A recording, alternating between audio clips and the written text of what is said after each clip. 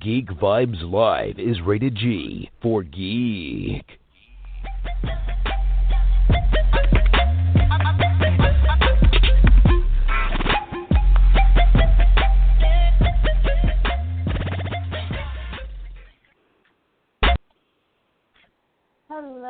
Hello, everyone, and welcome back to another awesome episode of Geek Vibes Live interview. For this interview, I'm your host, Tia Savy, and I will be interviewing Carrie Bernans.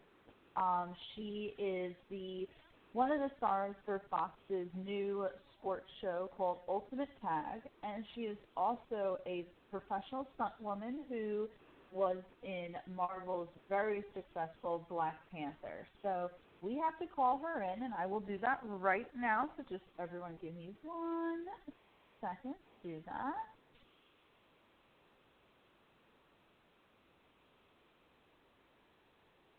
All right, let's call Miss Bernans in right now.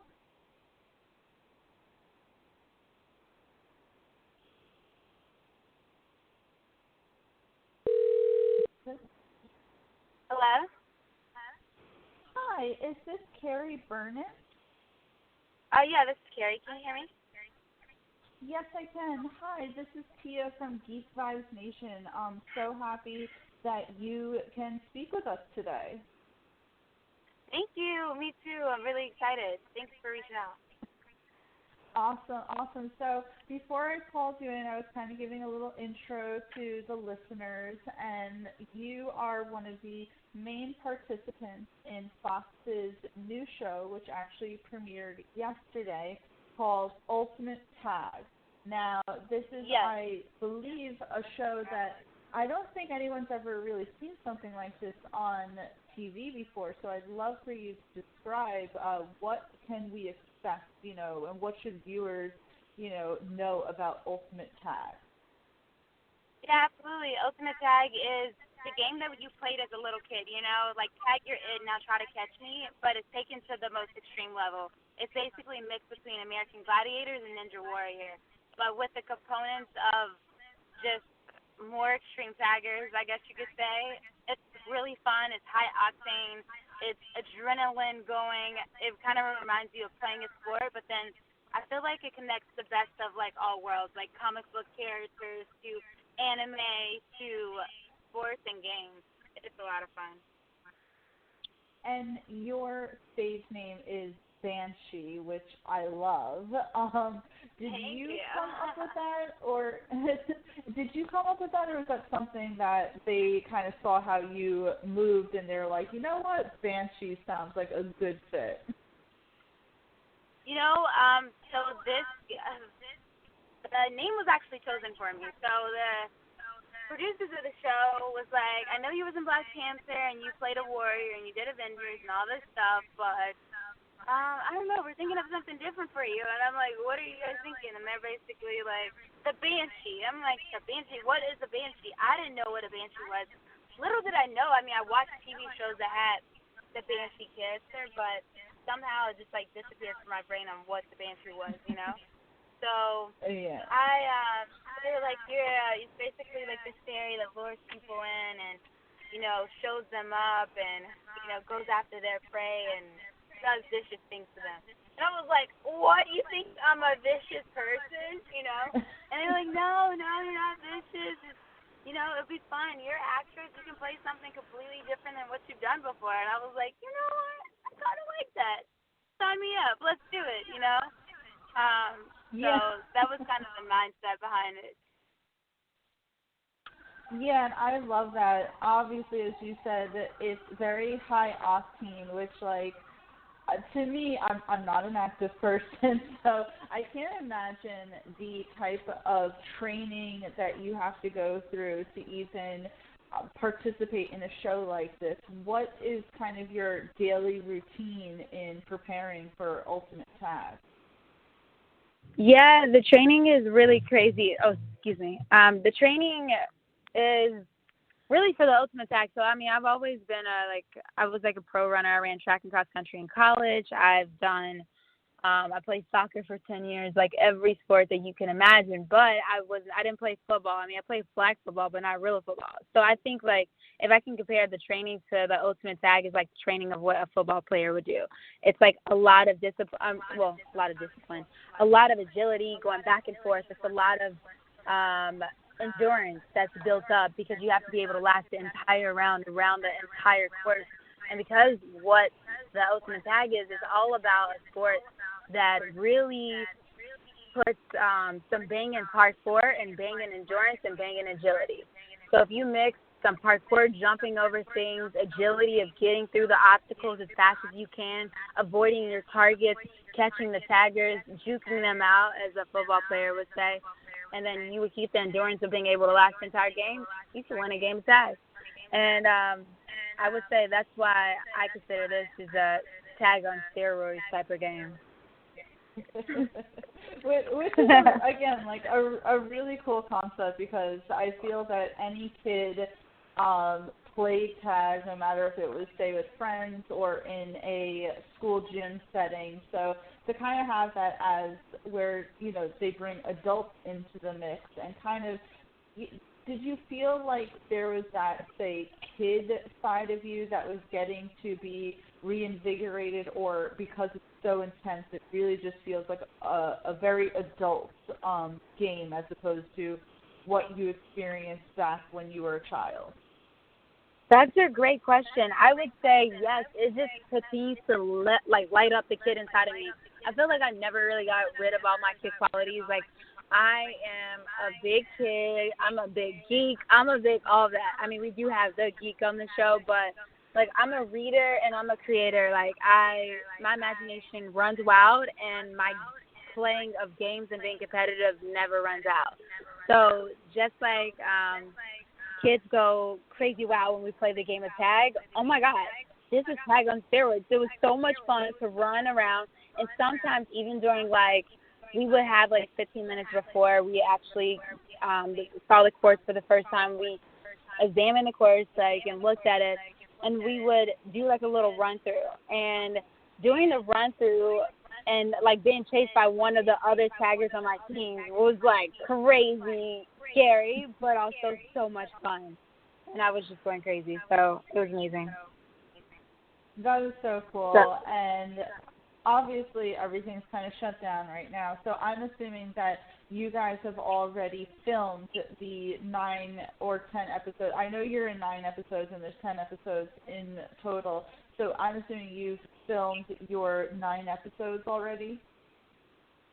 Yes, I did.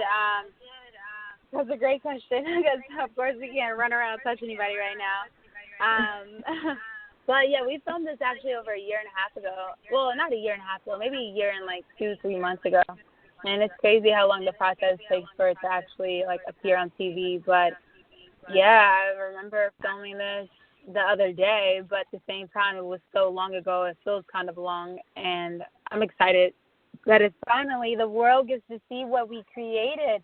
Now I'm like, oh my God, I wish I could go back, because I'm like, I want to play, I want to go harder, I want to go crazier. Like, I have so many thoughts.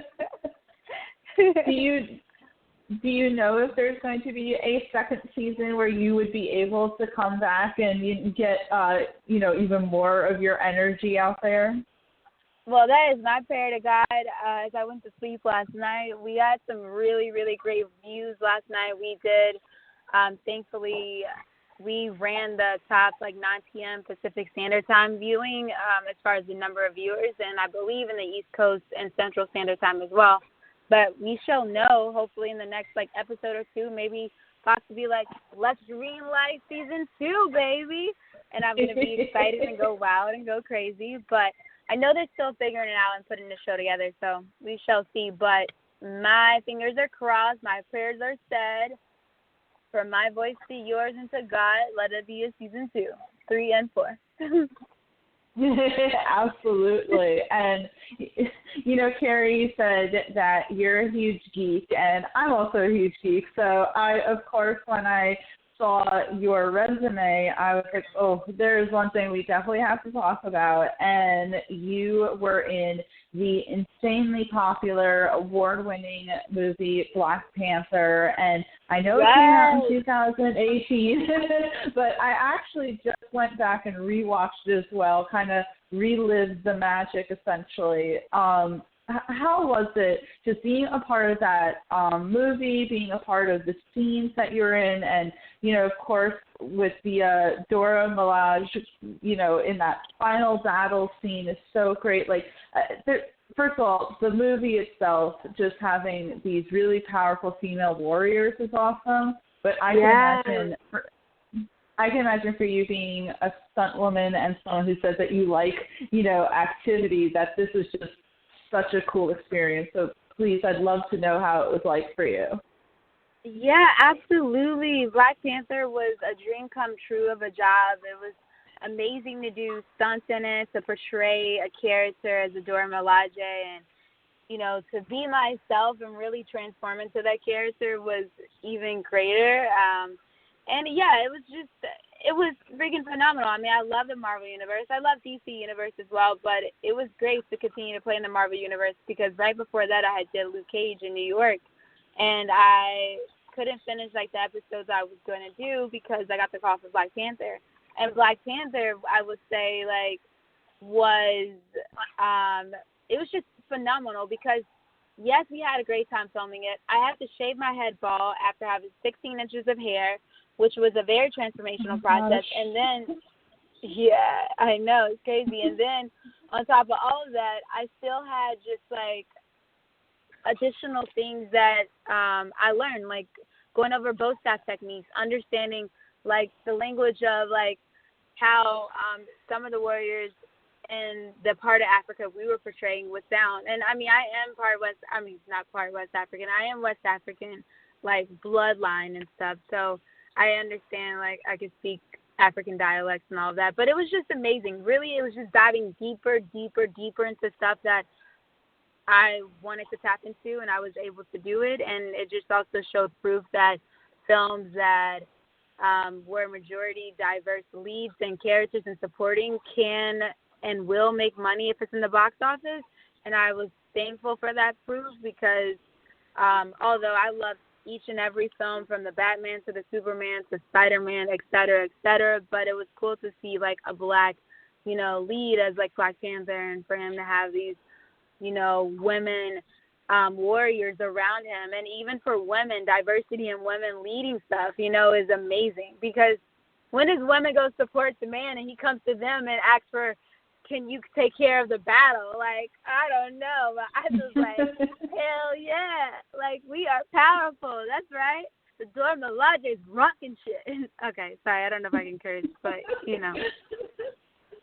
No, I love it. As you said, it's just, it's so energetic. It's so amazing because, you know, first of all, to have a movie about a person of color and it be so successful, but then also, when do you ever see, as you said, where, say, the man, the king is like, my most trusted warriors are all women? I love that. And I didn't know that you had to shave your hair. I assumed maybe it'd be like a bald cap or something. Yeah, girl, no, I wish. I really wish. But trust me, I mean, you don't even understand how many times I asked them to do that, and they still didn't. But they were like, no, basically, like, if I wanted to be in this movie, I had to make the commitment of shaving my head bald, which, I mean, at the end of the day, I'm honestly grateful that I did, and I'm not in one bit mad or upset that I did it. It changed, like, me as a person and transformed me to, like, I already knew, like, you know, images from the inside out, but really, like, shaving my head bald was a proof and a testament of, like, is my hair really worth me arguing over to portray a character that's going to be so bold and so important in the future for kids to look up to if they have hair or no hair, if they have what they consider bad hair, good hair, whatever. You know, so right. It was great. And do you know at all, are you expected to come back for Black Panther 2, or is it kind of still too early to even consider something like that?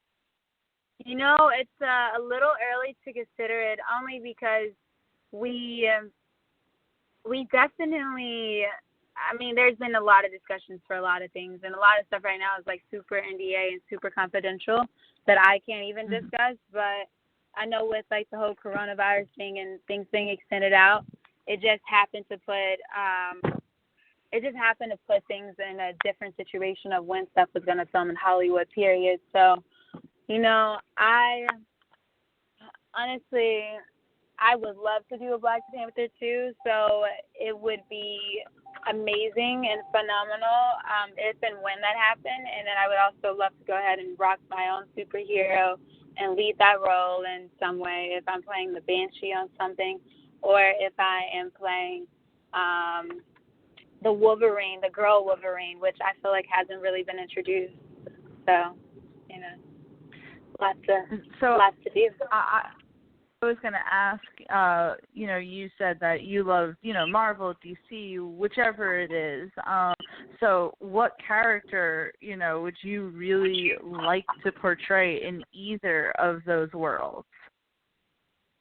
I would say right now I would probably go with like the Marvel X-Men universe. Now, if anybody's listening to me that's with the DC, look, I am down and ready for DC characters as well.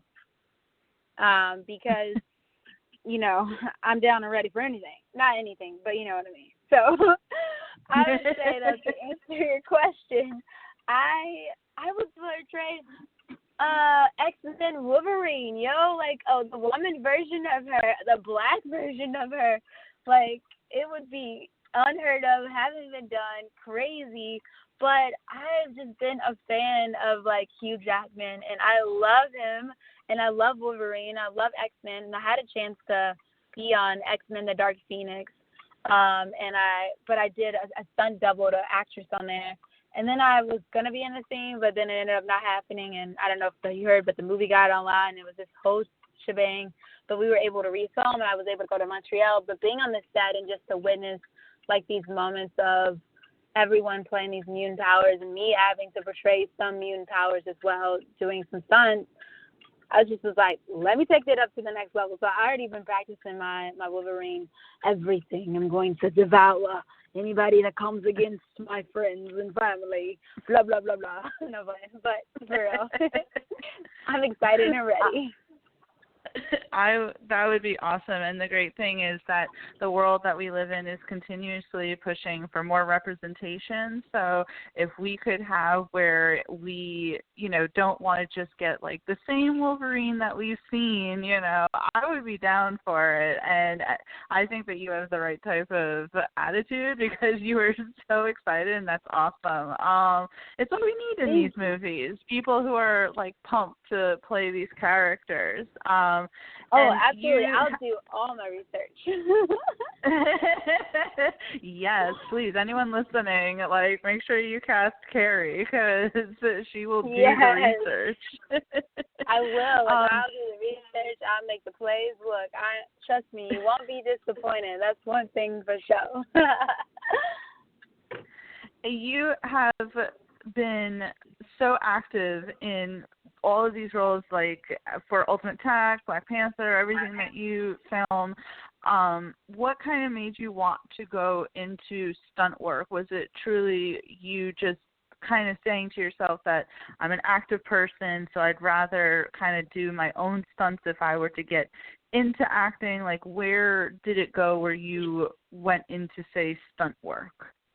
Yeah, that's a great question. Well, I've been doing acting for a little, I'm not going to say a long time, but for a while in the sense of like church plays and all of that stuff. And I've been active for a while. Like I used to like do crazy stuff and flip out of trees and just whatever when I was a kid. But little did I know a thing called stunts existed until I moved to LA 4 years ago. And if I knew that existed when I was like 5 or 7 or 9, and I could get paid to do this, man, I would have just taken everything to the most ultimate level. But don't get me wrong, it was never too late. It still worked out in its perfect timing. And I knew when I was younger, I was watching like James Bond movies, and I love like the action. I watched like, you know, the Mission Impossibles to set it off, to the just so many different movies and shows that I would see, and the action was just phenomenal, and I would roll on the ground and act like I'm the black girl James Bond, basically. And I started to learn like more languages, so now I speak 6 languages. And then in my mind, I was like, I'm gonna be a black girl James Bond. I need to like become an expert at doing stunts because I'm gonna do my own stunts like Tom Cruise, and I'm gonna do this and that. And that's kind of where it started.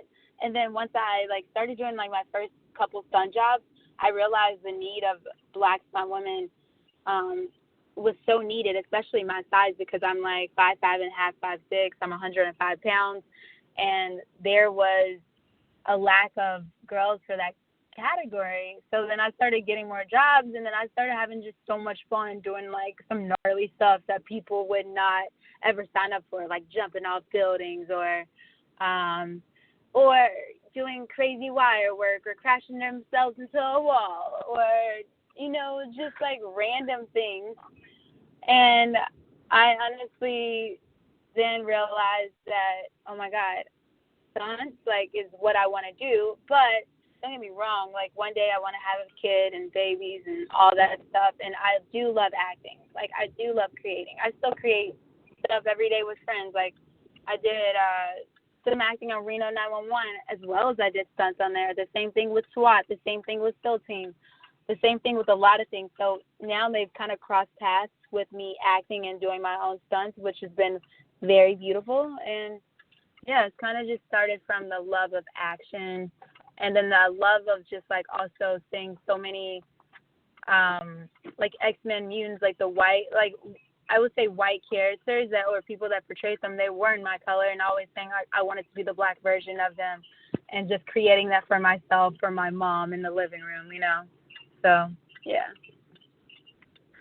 I feel like doing my own stunts would definitely be scary for me, but it definitely is like a beautiful thing to have someone who can act and then they can do their own stunts. A lot of people will say have stunt doubles because maybe they can't particularly do a specific stunt, or maybe it's dangerous. And we have seen throughout the past few years tragedy kind of befall onto some stunt actors. And has there ever been a moment for you during your career that a stunt kind of got a little scary for you? That's a great question, and it's really sad and very tragic that stuff happened like that, because safety is a priority that we always communicate in the stunt community. Like safety is number one. It doesn't matter like how, you know, fast the director needs it or the producer's pushing or whatever. Like if you're not safe, don't do the stunt. But I know sometimes, you know, as a stunt person, our adrenaline's running. We know that we're already 14 hours in and we need to go hurry up and get things done. So for that situation, I would say like, you know, I never put myself in any situations where I've been afraid or scared to do a stunt. If I am, I would communicate that right away, because we need to adjust something. So my comfortability's there, and I know exactly where I'm landing, where I'm falling, and I'm not going to hurt myself or hurt anyone else, and we can get the shot. So for me, I've also done like just so much like acrobatic stuff, and I played so many sports, and I've gotten injured so many times where I know now, like kind of footwork wise, like what I need to do and how I need to do some stuff. So it's a little, I would say, but you can never be too safe, because I'm still learning. I'm not an expert, you know, exactly, but I am experienced stunt woman. So I would say there's not been a situation I really got hurt. I got some, what do you call it, like rope burns from like wire work, because yeah, my adrenaline's hot. I'm doing some crazy flips, but I'm on the wire and don't realize that I'm scraping my skin against it until a day or two later when I'm feeling a burning pain on my arm, and I'm looking, I'm like, oh my God, all these marks. And then you realize where they're from. Or you realize you cut your circulation off on your leg because your harness is on way too tight. And then you loosen it up and you're like, okay, I've learned that lesson.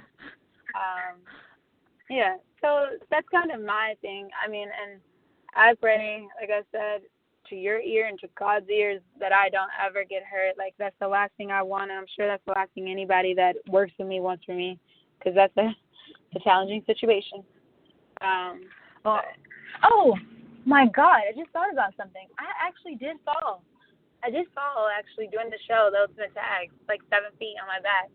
And I had to get shot and stuff. Yeah, I forgot that happened, actually. But, I mean, I fell. I did get hurt a little bit. But, honestly, like, it didn't break any bones or anything crazy. It was more just, like, kind of, like, swollen stuff that needed to go down. And I got into physical therapy. The Fox team took care of me, and as far as like getting me medical attention after the show was over and stuff. And we had a physical therapist on site and stuff during the entire time, so he was able to make sure as well that I was taken care of before every race, because I will say running with an injury does hurt, but I guess that's the type of injury I would say that came with like running track and doing hurdles and stuff like that. So that's why I didn't think about it. Well, I am certainly glad that that is the extent of it, and praying that is the extent of it always. Carrie, before I let you go, I know that right now Ultimate Tag is on, and is there anything else of yours that is upcoming that we should keep an eye out for? Yeah, absolutely. So I have a show called Figuring It Out. It's a web series that I produced, co-produced with a friend named Anna Marte. She starred in it. It's on YouTube. That's how we're putting it right now. We are doing a crowdfunding campaign and raising money. So if people want to donate, feel free to. I also have Reno 911 that's on Quibi right now. And then I have Lovecraft Country that's coming out in August that I got to play and do like an episode on, so that was extremely exciting and a lot of fun. And I would say, like, I have a nonprofit called CB Seed, which we help a lot of kids that are in poverty, and we help make sure that they can get access to reading literacy camps to improve like their literacy and education, because educational schools in poor communities aren't that great. And if people want to donate, feel free to. Yes, absolutely. Yeah, that's the biggest part. And if you want to go Banshee shirt, you can go to gobanshee.com, and that's the other thing. But yeah. Oh, that's awesome. Everyone make sure you check that out, definitely, and check out all of Carrie's upcoming projects, as well as tune in for Ultimate Tag. Carrie, it has been so amazing speaking with you. I have enjoyed every second of it, and I only hope for amazing things in the future for you. Thank you so much. It was so great speaking to you, too. I appreciate you so much, and I love what you guys are doing. Keep killing it. Nerdy, great, amazing, hot things. Yes. I'll talk to you soon. Thanks, Carrie. Thank you. Bye.